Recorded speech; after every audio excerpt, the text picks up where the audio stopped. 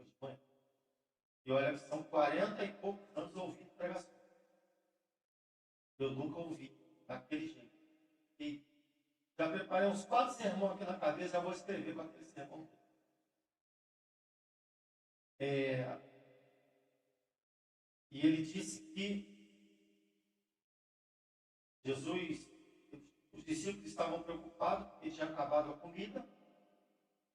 E Jesus falou, então faz o seguinte, entra na cidade e vão comprar comida. Eu vou ficar por aqui. E eles foram lá, na quitanda, vou conjecturar, tá? Vou trazer para o dia de hoje. Foram no Pico Doce, compraram o pão e o queijo, que é mais barato. Foram no Recheio, compraram a fruta, que era mais barato. Foram no Continente, compraram o café, que era mais barato. Saíram pelas feiras, pelos supermercados. E, ora, você não tem como sair para um mercado, para uma feira, sem estar com pessoas. E aqueles 12 homens ficaram ali 2, 3 horas fazendo compra, enquanto o dono do universo, o salvador do mundo, estava lá fora, na porta da cidade, e nenhum dos 12 tiveram coragem de dizer assim, olha, eu estou aqui comprando pão na sua padaria, mas Jesus, o Messias, está lá fora, vamos lá comigo. E eles voltaram cheios de bolsa de pão, e Jesus ficou chateado com ele. Jesus não quis comer. Come, Jesus. Quero não. Mas será que alguém te deu alguma coisa? Não me deu, não. Mas se eu comer alguma coisa, não comi. Então come. Jesus disse, não como, não quero comer. Vocês não entendem que a minha comida é fazer a vontade do meu Pai que está no céu. Jesus ficou chateado, porque quando Jesus falou, vão na cidade comprar comida, na verdade a intenção de Jesus é que eles falassem para o povo que Jesus estava ali fora. Eles não fizeram isso. E aí Jesus pegou uma mulher, vida duvidosa, que estava lá na hora errada, no momento errado, que a Bíblia diz que ela foi na hora errada, porque as mulheres rejeitavam ela, as mulheres discriminavam ela, porque ela já tinha divorciado 5 vezes, e agora ela estava com 6 homens e não era dela, ela tinha tomado de alguém. E Jesus falou, tiveste 5 maridos e agora o que tem não é teu. Jesus pegou essa mulher de caráter duvidoso, sem credibilidade nenhuma, e conversou, teve uma conversa com ela, e ela ficou tão maravilhada, que ela nem perguntou o nome de Jesus. Ela saiu pela cidade, enquanto os discípulos faziam a compra, ela saiu pela cidade.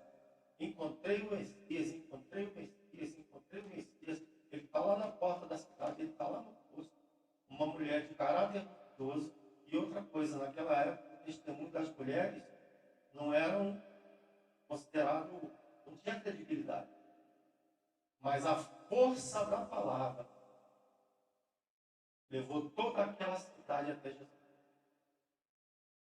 Os discípulos não entenderam que essa era a real vontade. Por que eu estou recapitulando para vocês as mensagens pregadas ontem e hoje de manhã? Porque o mesmo Deus que, através do pastor André Chalit, falou para vocês que estiveram aqui, que está falando agora, que não estiveram, você precisa sair desse barco, você precisa se jogar nos pés de Jesus, e você precisa entrar no propósito dele, mesmo sem saber qual é, mas confiar, se envolver no reino, em todos os aspectos, todos os sentidos. O mesmo Jesus que disse para você que saiu do barco, continuar olhando para ele, se por acaso acontecer alguma coisa, você sucumbir, você afundar, você se afastar, clamar por ele. O mesmo Jesus que disse hoje de manhã que as coisas desse mundo perecem e vão perecer, e nós não podemos prezar ou considerar o que é eterno e o que é perecível, e desprezar o que é eterno, que a vontade de Deus é que cada um de nós levamos multidões até Ele, pessoas até Ele, e não paremos de falar o nome de Jesus, falar de Jesus para as pessoas em qualquer lugar, sobre quaisquer circunstâncias, em qualquer situação. Eu puxo assunto com as pessoas só para falar de Jesus. Começo a falar de futebol, termino em Jesus. Começo a falar de política, termino em Jesus. Começo a falar da vida, termino em Jesus. Falo de depressão, termino em Jesus. De qualquer coisa, se eu for falar de celular com uma pessoa, eu termino em Jesus. O meu objetivo é que o maior número de pessoas alcance Jesus, passem a crer nele. E a Bíblia diz que a fé vem pelo ouvir e ouvir a palavra de Deus. E ele nos deu poder para isso. Ele nos deu o Espírito Santo para isso. Assim como ele deu poder àquela mulher para levar uma cidade inteira. Assim como ele deu poder a Pedro para andar sobre as águas, ele também nos deu o poder. Mas para isso tudo, nós precisamos saber quem nós somos e quem ele é. Então, o tema da mensagem de hoje é: e vós, quem sois? Ou quem são? Está em Atos capítulo 19.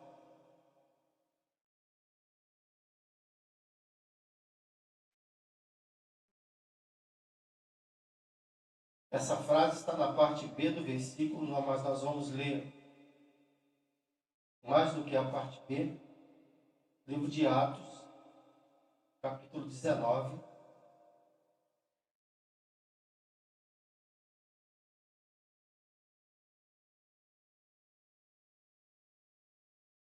Versículo 11 em diante.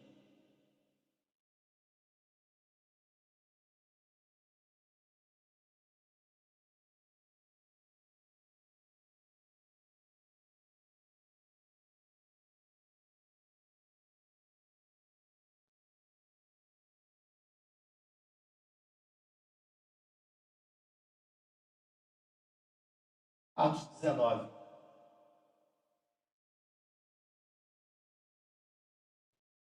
Deus, pelas mãos de Paulo, fazia milagres extraordinários,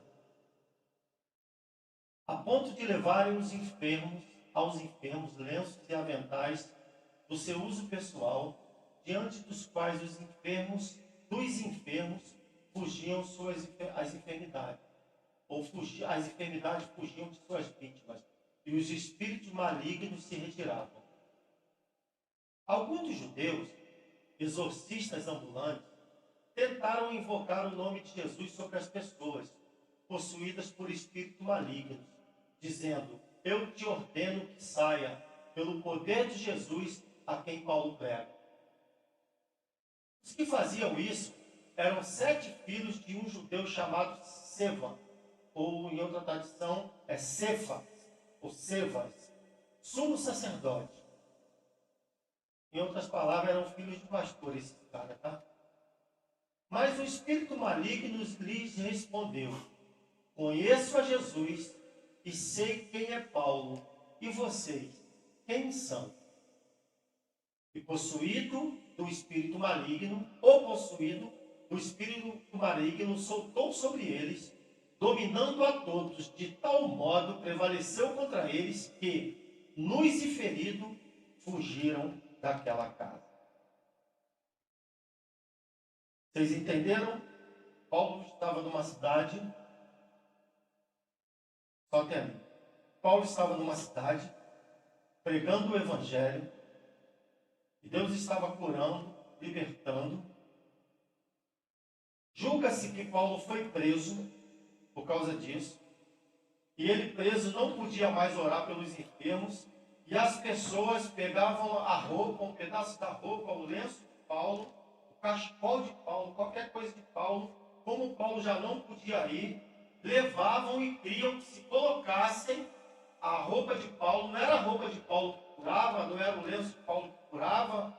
Essas práticas não precisa fazer na igreja, levar lenço, levar essas coisas. Isso aí é porque Paulo não podia ir, julga-se que ele estava preso. E a fé das pessoas criam que em nome de Jesus, a quem Paulo pregava, essas pessoas iam ser curadas. Só que existia 7 homens, que eram filhos de sacerdotes, que eles eram charlatões, eles eram os exorcistas ambulantes.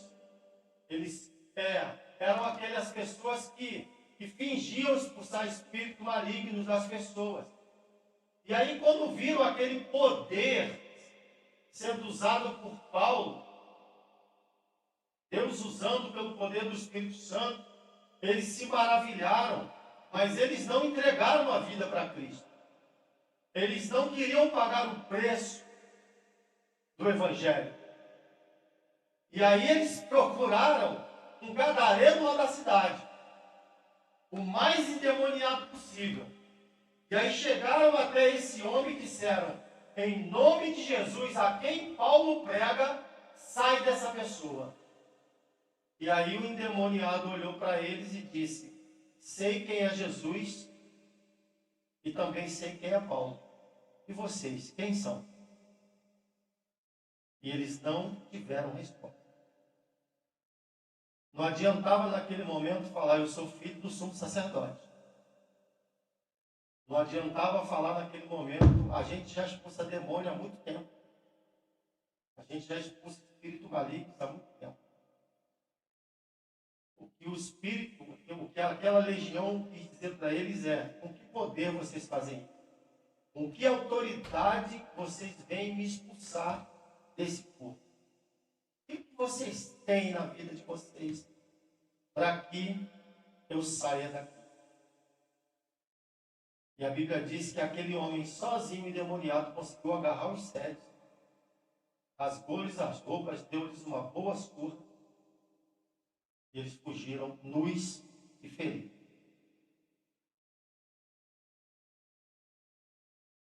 Deus tinha poder para dar aqueles homens? Tinha. Eles podiam ser cheios do Espírito Santo como Paulo? Podiam.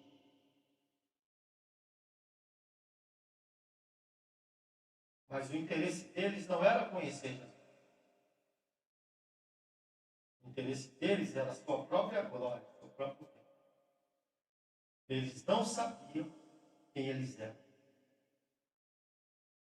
E eu quero dizer para vocês que muita gente, tanto aqui dentro da igreja quanto fora, estão na mesma condição dessas pessoas. Não sabem quem são. Não sabem o poder que tem nas mãos, ou o poder que pode receber. Não sabem o poder que tem ao abrir a boca e falar do nome de Jesus.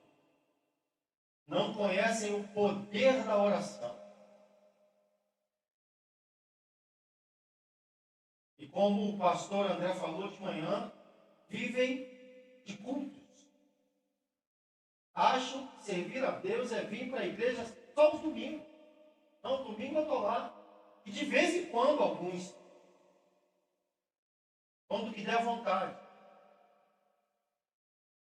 Porque não conhecem, na verdade, o Deus da Bíblia. E nem a Bíblia de Deus.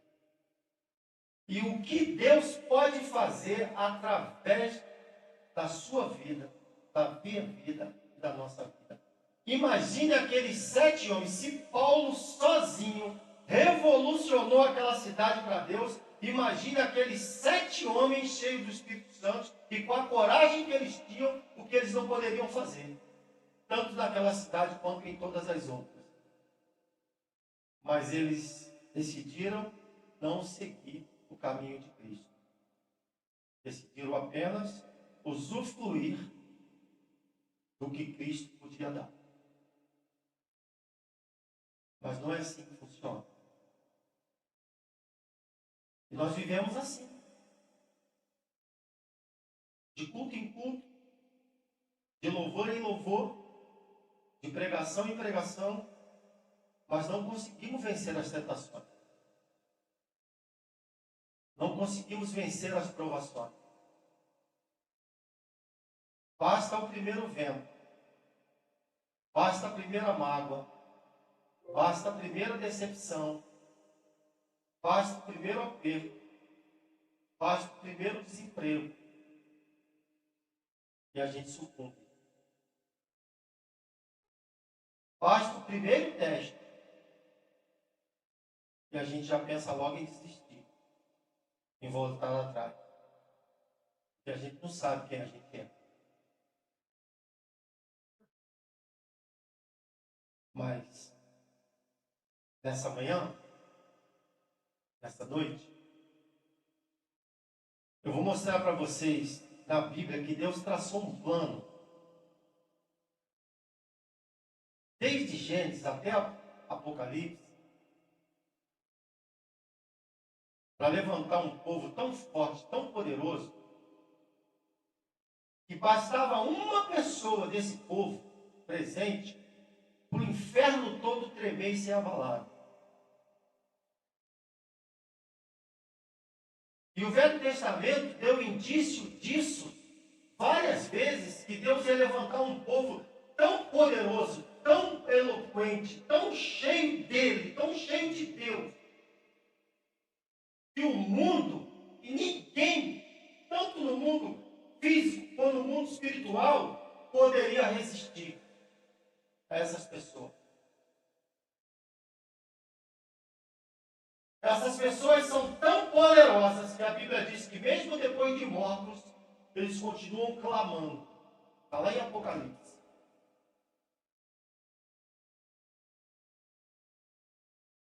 Por redenção e pela volta do Messias. Imagina o poder que Deus deu a essas pessoas. Mesmo depois de morte, eles continuam clamando. E Deus começou a dar indício desde o Gênesis, quando Deus chamou Abraão e disse a Abraão, Gênesis capítulo 13, Abraão, sai da tua terra, do meio da tua parentela, e vai para uma terra que eu hei de te mostrar. E todo lugar daquela terra que tu botar o pé será tua. Farei de ti uma grande nação. E Abraão saiu sem destino pela fé, pegou sua esposa, pegou seus servos, pegou seus bens, pegou seu sobrinho que quis ir com ele, e saiu. Eu fico pensando, o pai de Abraão, o que pensou naquele momento, Terá, né? Porque Abraão era filho único, herdeiro de uma grande fortuna. Imagine seu filho chegar para você e falar assim, ó pai, eu peguei minhas coisas aqui e estou indo embora. Para onde? Não sei. Mas quando eu quiser te ligar, para qual número que eu ligo? Não sei. Quando eu quiser te escrever, qual o endereço que eu mando a carta? Não sei. Mas como assim não sabe? Você vai pegar tua esposa, tuas coisas e sair sem destino? É. Mas quem te levou isso? Uma voz falou comigo. E quem é essa pessoa que falou contigo? Também não sei. Foi desse naipe, desse nível. Mas a Bíblia diz que ele creu. E lá em Hebreus diz que isso foi lhe imputado como fé. E por causa disso ele se tornou o pai da fé. Porque ele creu. Mas eu costumo dizer que algumas promessas que Deus nos faz, nos causa alegria quando a gente ouve, mas vai nos causando aflições quando o tempo vai passando, porque nós precisamos passar pelo calor do tempo. Não se come um fruto verde. Existe o tempo da maturação. Olha, eu já contei para os irmãos que quando eu cheguei aqui em Portugal, eu trabalhei com mudanças. E eu fui lá para o lado da Serra da Estrela lá, eu fui fazer uma mudança. Era um português e uma brasileira, e ele tinha um olival. E eu amo azeitona preta, e ele tinha muitos pés de azeitonas pretas, cada uma enorme. E eu tirei as coisas coisas deles, eu e o ajudante tiramos as coisas deles, e ele, não, vocês vão ficar para almoçar com a gente e tal. E eu olhando aquele olival, falei para o português assim, eu posso comer uma azeitona? Ele olhou para a esposa franziu, eu disse, e a esposa brasileira, amazônica, lá nasceu no Amazonas, Manauara. Ela franziu a testa, eu disse, e ela não gostou de eu ter pedido não. E ele sorriu e disse, pode pegar uma, pode comer. E eu não sabia por que ela estava franzindo a testa. Eu era recém-chegado. Eu achava que a azeitona era só pegar no pé e comer. E eu peguei aquela azeitona grande, quando eu mordi.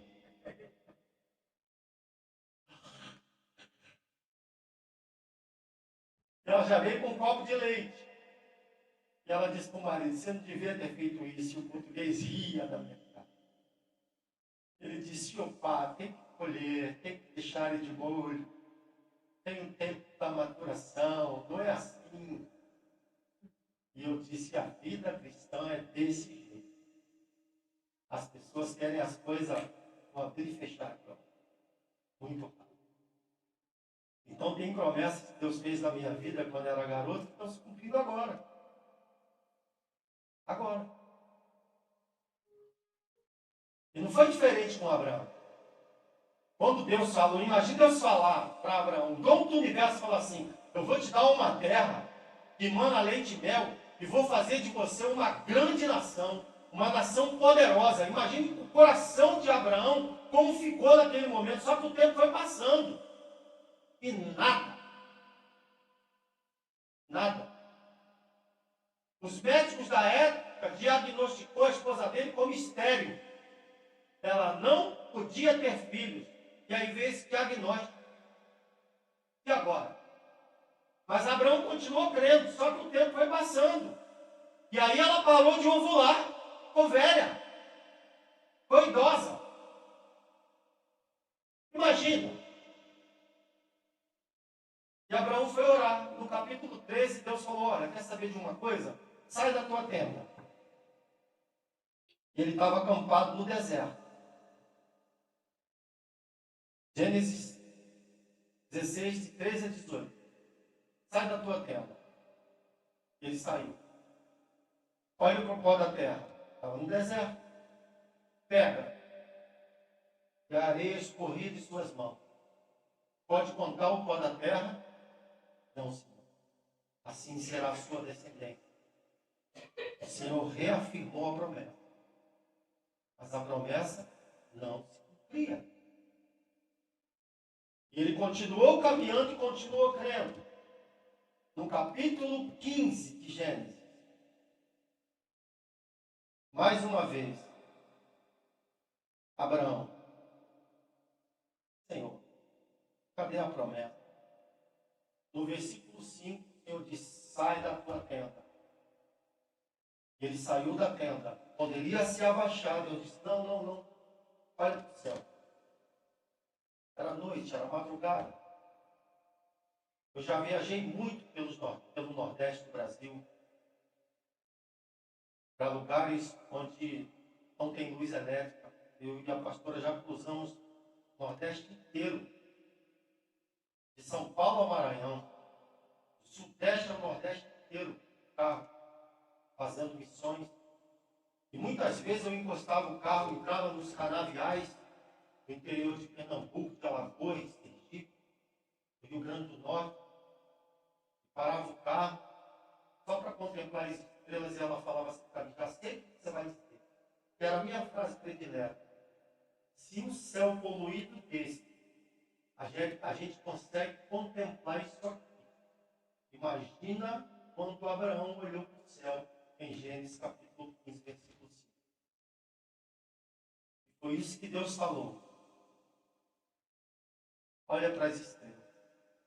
Vê se tu pode contar. Assim será a tua descendência. Então Deus disse para Abraão que ia levantar um povo. E ele cumpriu. Nasceu Isaac. De Isaac nasceu Jacó. De Jacó nasceu 12 filhos. Não sei se eu vou conseguir falar o nome dos 12. Mas José, Zebulon, Issacar, Levi, Benjamim, Rubens, Judá, Azer, Efraim, eu ia falar Naftali. Efraim era neto, filho de José. Nós falamos 12 já? Levi, 12 filhos. Simeão, Dan, acho que já tem 12 aí. E desses 12 homens nasceram as 12 tribos de Israel. E Deus cumpriu, desde essas 12 tribos de Israel até os dias de hoje, o mundo tem tentado destruir essa descendência de Abraão e não tem conseguido. Se você tem um celular na mão hoje, pasme, foi por causa de Abraão. Sabia? Porque foi um judeu que inventou essa tecnologia. Se você tem, se você faz ressonância magnética, tomografia computadorizada, vacinas, saxofone, quase todas as coisas benéficas desse mundo veio da descendência de Abraão. A maioria das coisas. Olha como Deus é tremendo. Só que Deus não parou por aí. Lendo a Bíblia, vasculhando a palavra, lendo a Bíblia, eu comecei a pensar, por que Deus falou para Abraão, a primeira vez em Gênesis 13, mandou ele pegar o pó da terra, e por que no Gênesis 15, Deus mandou ele olhar para as estrelas e não mandou pegar o pó da terra? Será que tem algum mistério ali? Será que tem alguma coisa escondida nesses capítulos? E lendo a Bíblia, eu fui para o Salmo 22, versículo 31, que diz: um povo que ainda não nasceu anunciarão a sua justiça e contarão o que ele fez. Em algumas versões diz: hão de anunciar a sua justiça. Virão e anunciarão a sua justiça. A um povo que há de nascer, contarão o que ele fez. E eu parei, gelei e falei: ora, aqui no livro de Salmos, os reis, Davi já era rei de Israel, Salomão já ia ser rei, Saul já ia ser rei, as 12 tribos já estavam lá, Golias já tinha morrido, Israel já estava de pé, e Deus continuava dizendo que ia nascer um povo. E eu pensando, tem coisa aí. E lendo a Bíblia, eu me deparei com Isaías capítulo 65, versículo 1. Isaías, livro de Isaías, Israel já estava mais que estabelecido. Só que o 65 de Isaías, Israel era um Israel idólatra, tinha virado as costas para Deus, e aí Deus usou o profeta e disse, versículo 1, fui buscado por um povo que não me conhecia, a uma nação que não buscava o meu nome. A esse povo eu me apresentei pessoalmente a eles e disse, eis-me aqui. Não dá para comparar com o Salmo 40, eu esperei com paciência no Senhor e ele se inclinou para mim e ouviu o meu clamor. É como se Deus falasse no Salmo 40, estou aqui. Fui buscado pelos que não perguntavam por mim, e achado por aqueles que não me buscavam, a um povo que não se chamava pelo meu nome. Eu disse, eis-me aqui. Na minha versão aqui está o versículo que eu declarei.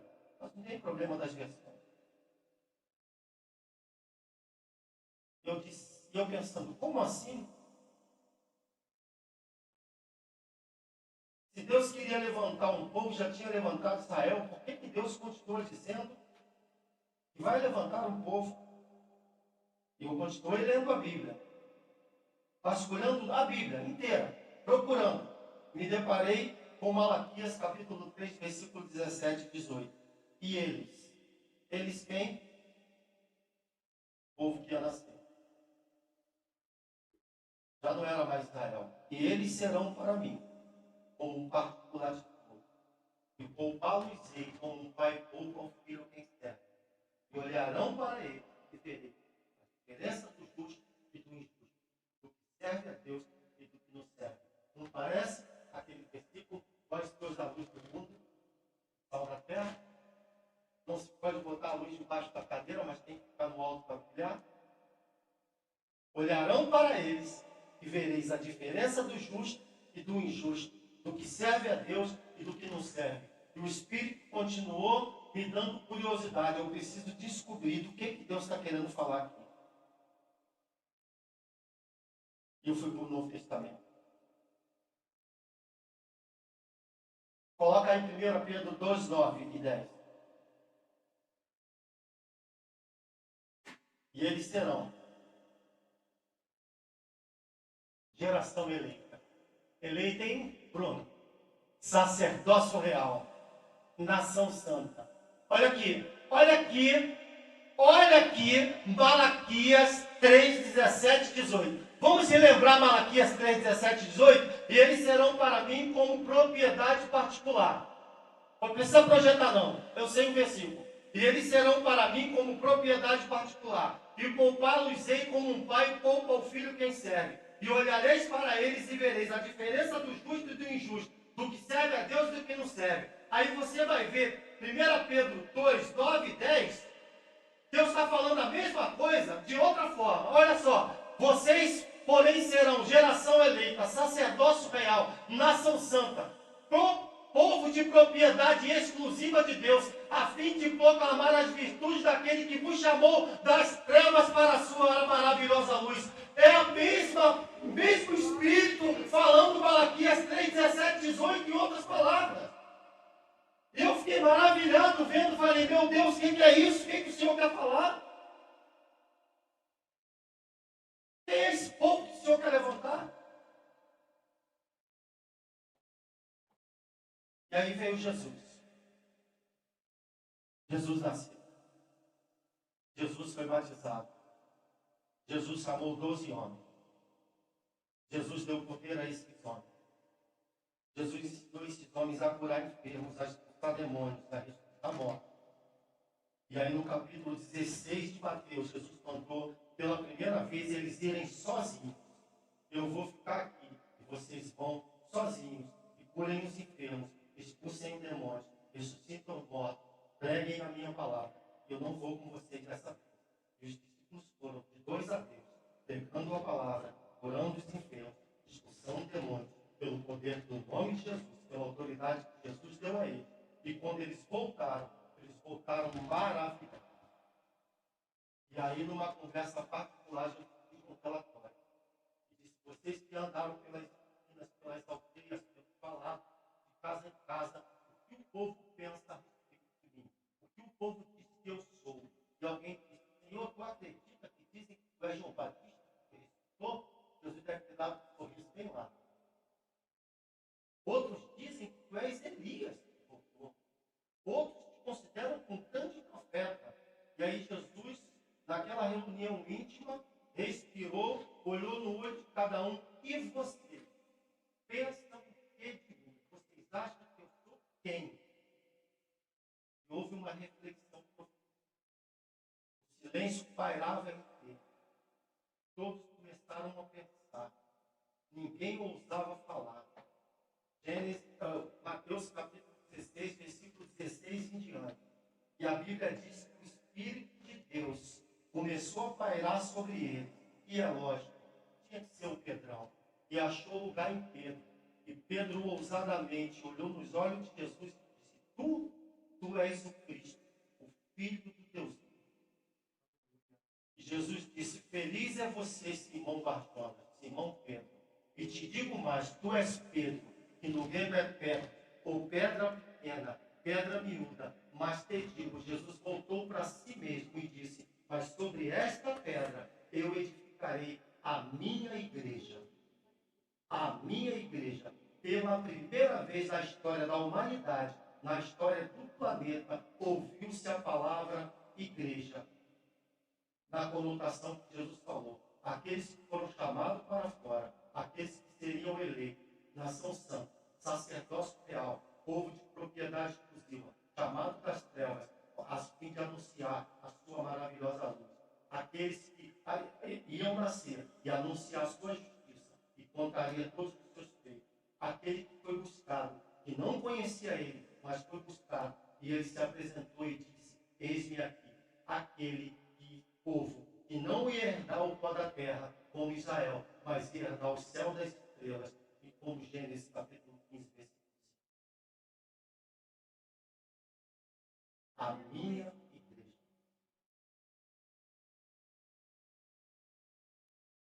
Nasceu. Nasceu. E esse bebezinho nasceu com uma promessa poderosa e eterna. Jesus respirou e terminou a frase e disse: e as portas do inferno não prevalecerão contra ela. Aí, irmão, se eu fosse você, dava uma rajada de glória. Como disse o Caleb. Não tem como você perder essa guerra. Aleluia. Por mais fraco que você se sinta, as portas do inferno não vai prevalecer contra você. Você precisa saber sair daqui hoje sabendo quem você é. Você é a igreja. O desemprego não pode te parar, a falta de documento não pode te parar, a fraqueza não pode te parar, a frieza não pode te parar, nada pode te parar. Você é a igreja de Jesus. Você foi escolhido por Ele. Você foi profetizado por Ele. Você é a igreja.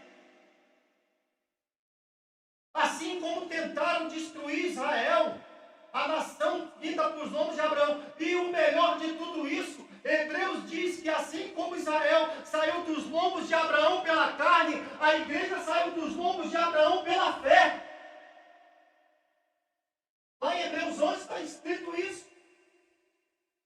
Pela fé, homens e mulheres resistiram à força do fogo, puseram exércitos em fugas, resistiram arenas com leões, da fraqueza tiraram força. Ninguém pode parar a igreja do Senhor. Tentaram, desde que essa igreja nasceu, as pessoas, as autoridades, o sistema, Satanás, o inferno, o mal, tem tentado destruir essa igreja. Logo no começo, Atos capítulo 5, prenderam os líderes da igreja, mataram Tiago à espada, prenderam Pedro, João e outros. Só que tinha uma multidão do lado de fora que cria em Jesus. Deu um problema sério, ficaram com medo de uma guerra civil. E aí tiveram uma ideia. Depois você leva os capítulos. Tiveram uma ideia. Existia um homem muito respeitado lá na sinagoga, chamado Gamaliel. Aquele que Paulo foi aluno dele. A palavra de Gamaliel tinha um peso muito grande, tanto contra as autoridades religiosas quanto o povo.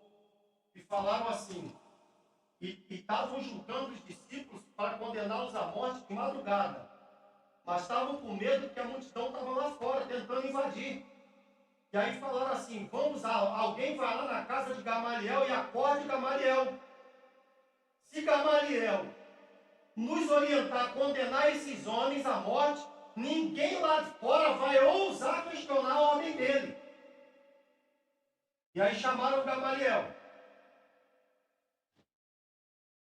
Gamaliel chegou, versículo 30 em diante, de Atos capítulo 5. Contaram toda a história para Gamaliel. Aqueles homens eram perturbadores, era da seita dos nazarenos, era de uma praga chamada cristianismo. Eles estavam perturbando a cidade, tentando derrubar a Torá, pregando o nome de um homem que dizia que era Deus. Gamaliel ouvindo. No versículo 33, Gamaliel levantou e disse: varões israelitas, atentai-vos para a palavra que eu vos tenho a dar no dia de hoje. Nos dias de recenseamento, portanto, perto de quando Jesus nasceu, perto de Jesus nascer, no dia do recenseamento, levantou-se um homem dizendo que era o Messias. E ele conseguiu reunir 400 discípulos. Mas ele foi preso e morreu. E a palavra dele morreu com ele. E nunca mais se ouviu falar desse homem. Há pouco tempo atrás levantou outro homem, dizendo ser o Messias, e também reuniu uma multidão. E esse homem foi morto. E a palavra dele morreu com ele. E nunca mais se ouviu falar desse homem. O meu parecer é o seguinte: deixai esses homens irem em paz, porque se a palavra deles for de homem, vai perecer. Mas se a palavra deles for de Deus, vocês estarão lutando contra o próprio Deus. Olha a igreja aí, 2025 anos depois, de pé, porque a palavra dos discípulos era de Deus. Então eu quero dizer para você nessa noite: quem se levantar contra você, está se levantando contra o próprio Deus. Não fica barato não. Pode até derramar o teu sangue, mas ele vai clamar. Estão derramando o sangue do cristão lá no Quênia, lá na Nigéria, lá na China, em vários países. Olha, e como o pastor Thalita disse ontem, eu vou dizer, só vai piorar. Talvez eu não pegue, eu fiz 60 anos dia 9 passado, talvez eu não pegue, mas essa perseguição vai chegar até nós. E aí, como dizia a Silvio Luiz, vai ser a hora de separar os homens dos meninos. O Silvio Luiz foi um locutor de futebol. Foi ele.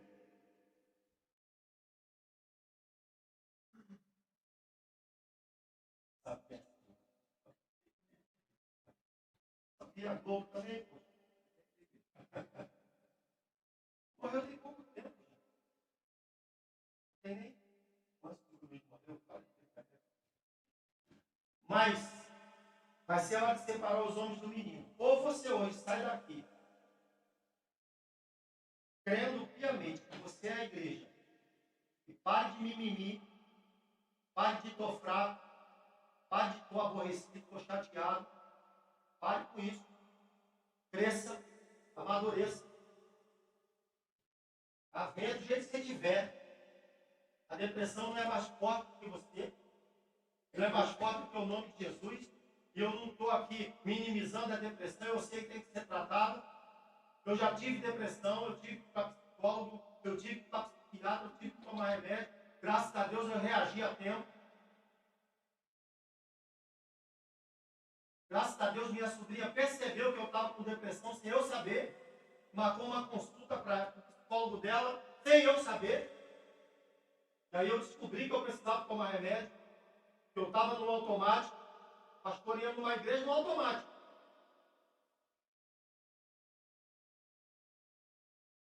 Já perdi meu irmão, meu mentor, o cara que eu viajava 600 quilômetros para poder sentar no chão da casa dele, para chorar com ele, para contar as minhas lamúrias.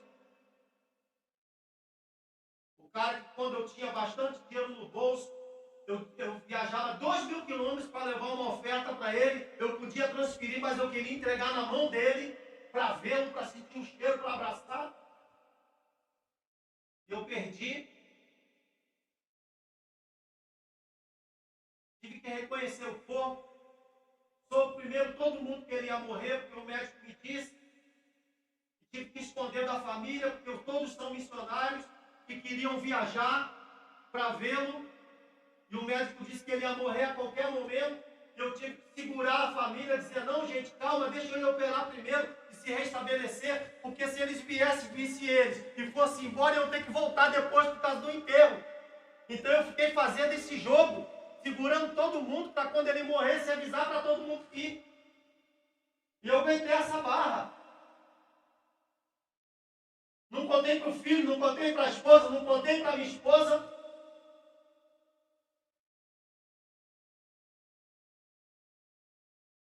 Depois que ele foi enterrado, eu fui ver minha vida, eu tive depressão. Mas não é maior do que Jesus. Não é maior do que a igreja. Não é maior que a palavra. Não é maior que o poder que em nós habita, que foi derramado sobre as nossas vidas. Nós somos a igreja de Jesus. Se a depressão se levanta contra você, ela está se levantando contra o próprio Deus. Levanta a tua cabeça e reage. Se o desemprego se levanta contra você, ele está se levantando contra o próprio Deus. Levanta a tua cabeça e reage. Se a raiva indeferir se levantar contra você, levanta a tua cabeça Deus para esse país. Ninguém vai te tirar daqui. Se você está no centro da vontade de Deus, ninguém pode tirar você. Ninguém pode. Saiba daqui, sabendo quem você é. Diga, eu sou igreja. Eu fui chamado para fora. E adquirido. Sabe o que quer dizer isso? Imagine um terreno. Um terreno. Como é o nome aqui do Portugal? No Brasil a gente fala terreno. Um lote.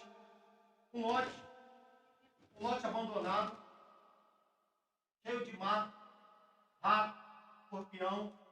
Pessoas jogam lixo. Jogam móvel velho. Resto de obra.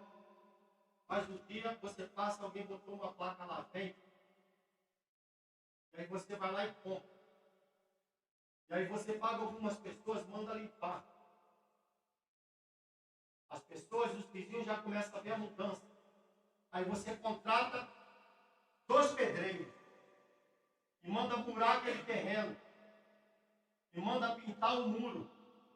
Bota um portão bonito. E no muro você escreve assim: não jogue lixo.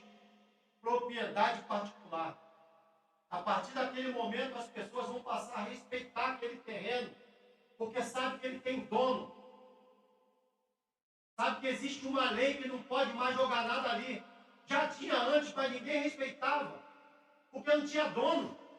O dono não ligava, era relapso, queria mais que aquele terreno ficasse daquele jeito. Era quem nós servíamos. Nós éramos escravos. Estávamos sujos, cheios de lixo, cheios de pecado, cheios de ratos, escorpiões espirituais, cobras. E Jesus veio, derramou o sangue, ressuscitou, mandou limpar, murou e botou lá em Malaquias capítulo 3, versículo 18: e eles serão para mim propriedade particular. E ratificou lá em Pedro 2,9, propriedade exclusiva de Deus.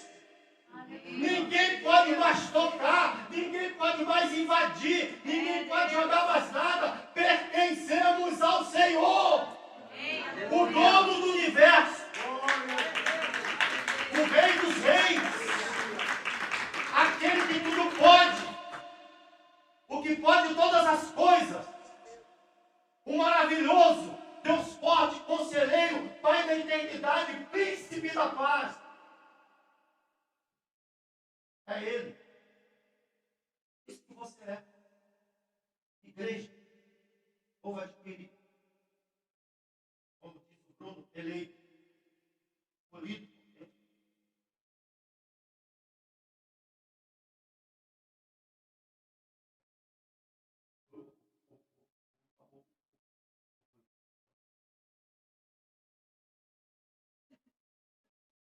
Você é a propriedade particular. Não aceite menos isso. E vós, quem sois?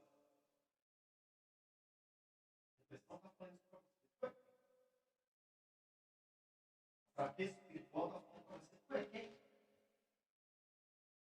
As lutas, as provas, as intempéries dessa vida, está disputando, está dizendo: quem é você? A vida está olhando para você e está dizendo: quem é você na fila do pão para ficar de pé? Olhe para tudo isso e diga: eu sou igreja de Deus, propriedade exclusiva de Deus. Fica de pé.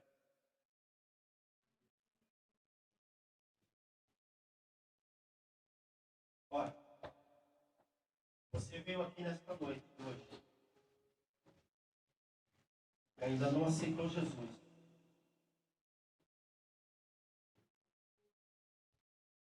Ou por um motivo ou outro, se afastou dos caminhos do Senhor.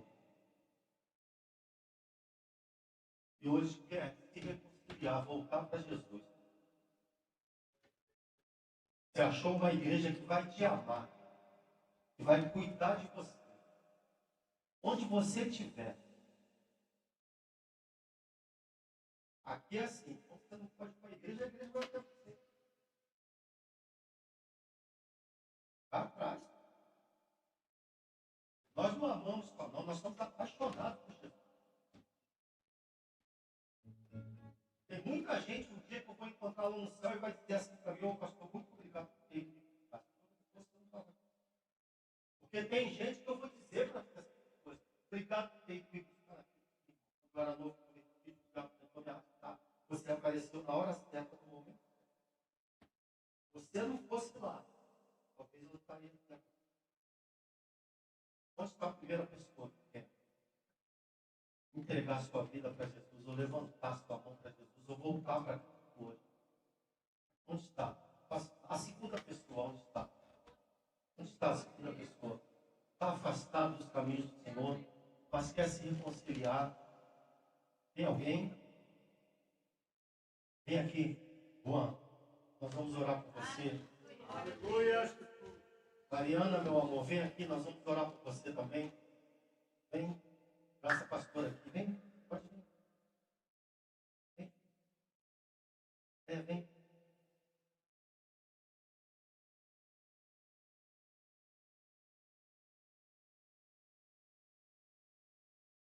Vocês são igreja. Vocês são povo adquirido. Vocês foram chamados das trevas para a luz. Não se afastem mais.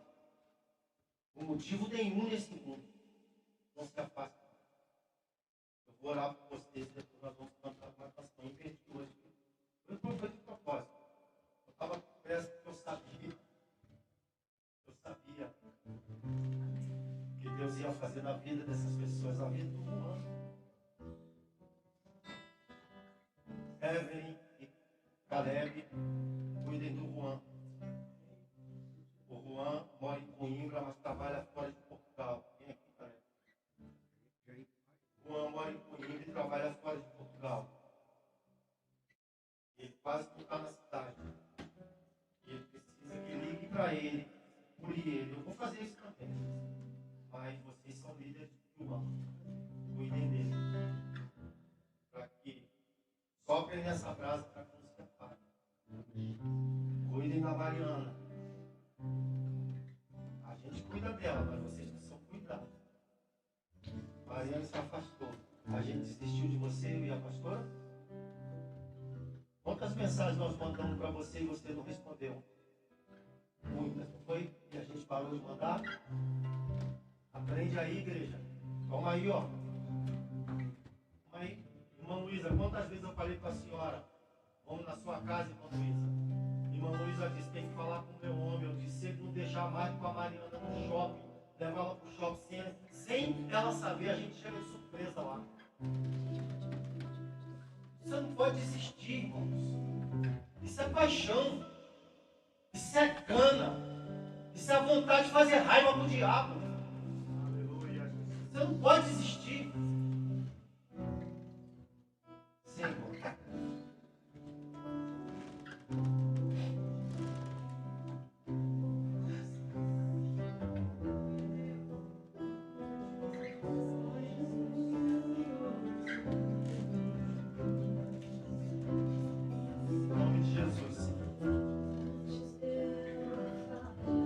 Nós te clamamos nessa noite pela vida do Juan e da Marisa. Por N motivos eles se afastaram, Senhor. Mas nesse momento, pelo teu amor, pela tua misericórdia, o Senhor os trouxe de volta. Porque o Senhor os ama. Tem um propósito na vida deles, ó Deus. E eu peço nesse momento o Espírito Santo, enche o Juan. Enche o Juan, sopra sobre ele, Senhor. Enche ele do teu Espírito, renova as suas forças, Senhor. Se cumpra sobre a vida dele o que Samuel disse a Saul, e o Espírito do Senhor se apossará de ti, e te transformarás no novo homem, e tu profetizarás. Que Juan seja um vaso de bênçãos, Que a luz de Cristo, ó Deus, resplandeça na sua vida por qualquer lugar desse continente que ele passasse. Fortalece as suas forças, Deus. Oh Deus, a Mariana, toma a Mariana nas tuas mãos. Eu queria que você sentasse. Vai dar para passar os vídeos, gente? Vai. Glória a Deus, dá um abraço aqui, irmão. Seja bem-vindo.